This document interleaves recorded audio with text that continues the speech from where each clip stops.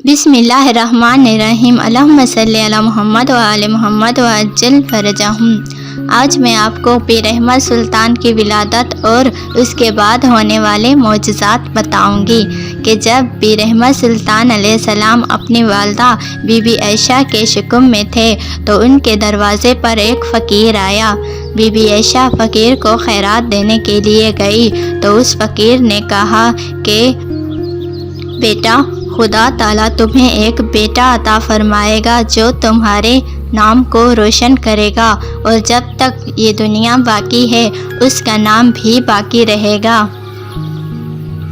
जब पीर अहमद सुल्तान अलैहिस्सलाम की विलादत का वक्त करीब आता है तो सैयद ज़ैनुल आबिदीन अलैहिस्सलाम को उसकी वालदा कहती है कि जाओ और दाया को बुला कर लाओ। सैयद ज़ैनुल आबिदीन अलैहिस्सलाम दौड़ते दौड़ते दाया के दरवाज़े पर आते हैं और दरवाज़ा खटखटाते हैं। अंदर से दाया, जो कि नाबीना थी, वो आवाज़ देती है कि कौन है जो मेरा दरवाज़ा खटखटा रहा है।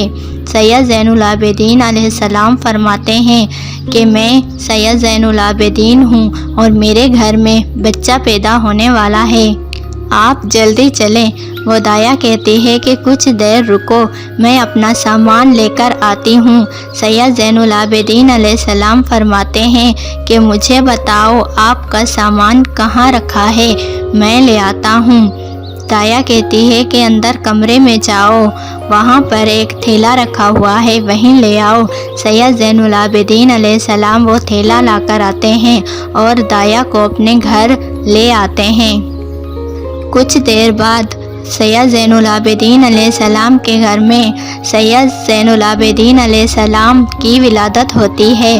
दाया जब कमरे से बाहर आती है तो सैयद ज़ैनुल आबिदीन अलैहिस्सलाम को बच्चे की विलादत की खुशखबरी सुनाती है और साथ ही बताती है कि देखो, मैं तो नाबीना थी, ये ऐसी अज़मत वाला बच्चा है कि इसकी विलादत से और इसके नूर से मेरी आँखों की रोशनी लौट आई है। देखो, अब मैं तुम्हें देख सकती हूँ। ये मौजज़ा देखकर वहाँ पर मौजूद सब इंसान बहुत ही खुश हुए। पीर अहमद सुल्तान के दादा ने लोगों में मिठाई बांटी और इस दाया को गंदम के दानों से भरा हुआ एक मटका दिया। दाया कहती है कि मुझे कुछ नहीं चाहिए, ये मेरी खुशकिस्मती है कि इस बच्चे के नूर से मेरी आँखों की रोशनी वापस आ गई है, इसके अलावा मैं आपसे क्या लूँ। सैयद ज़ैनुल आबिदीन अलैहिस्सलाम फरमाते हैं कि आप ये दाने ले लें। वो दाया कहती है कि ठीक है, जैसी आपकी मर्ज़ी। दाया दानों से भरा हुआ मटका अपने सर पर रखती है और अपने घर की तरफ रवाना होती है।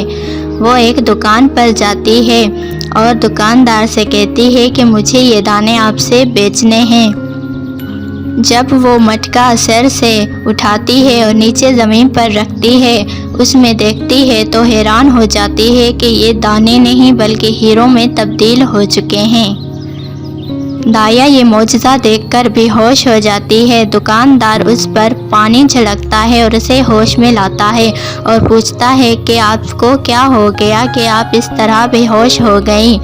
वो दाया सारा वाक़या बताती है कि किस तरह वो सैयद ज़ैनुल आबिदीन के घर गई और वहाँ पर एक बच्चे की विलादत हुई जिसके नूर से उसकी आँखों की रोशनी लौट आई और उन्होंने ये दाने दिए और यहाँ आकर देखा तो दाने नहीं बल्कि हीरे हैं। ये सुनकर दुकानदार, जिसका नाम शाह था, वो बहुत हैरान होता है। दाया कहती है कि मुझे हीरों की कोई ज़रूरत नहीं है, ये तुम रख लो और मुझे सौदा दे दो। दुकानदार बहुत ही खुश होता है और कहता है कि आप अपने घर चलें, मैं सारा सौदा आपके घर भिजवा देता हूँ। उसके बाद वो शख्स जो कि दुकानदार था, उसने उस मटके को उठाया और उसमें से हाथ डालकर हीरे बाहर निकाले और ये देखकर बहुत ही खुश हुआ कि उसके पास इतने सारे हीरे आ गए हैं। लेकिन क्या हुआ कि एक हीरा उसके हाथ से गिर जाता है वहाँ पर चंद बच्चे खेल रहे होते हैं। उन बच्चों में से एक बच्चे की नज़र उस हीरे पर पड़ती है और वो ये हीरा उठा लेता है और अपने घर चला जाता है। जब वो घर पहुँचता है तो अपनी अम्मी को बुलाता है और कहता है कि अम्मी देखो मुझे क्या मिला। उसकी अम्मी देखती है और अपने शौहर को बुलाती है।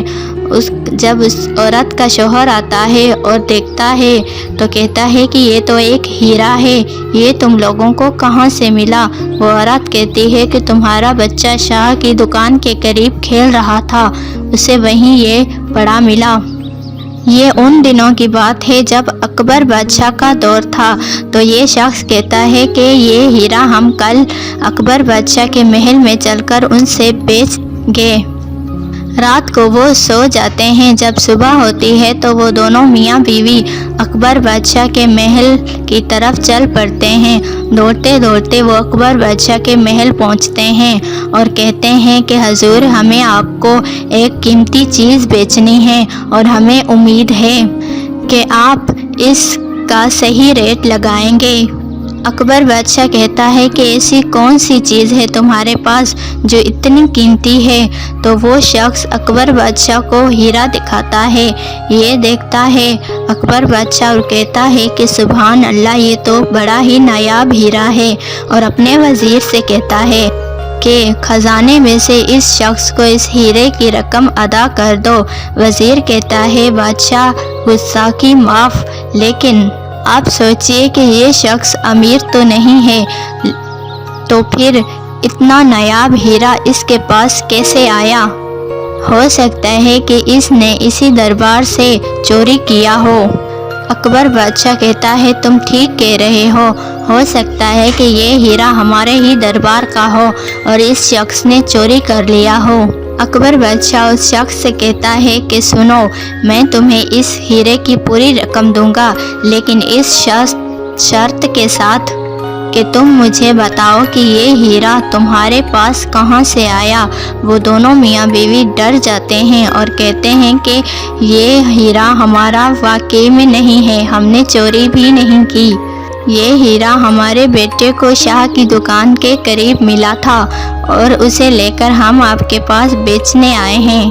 तो अकबर बादशाह पूछता है कि उस शाह के शहर का नाम बताओ। ये शख्स कहता है कि उस शाह के शहर का नाम रोहेवाल है।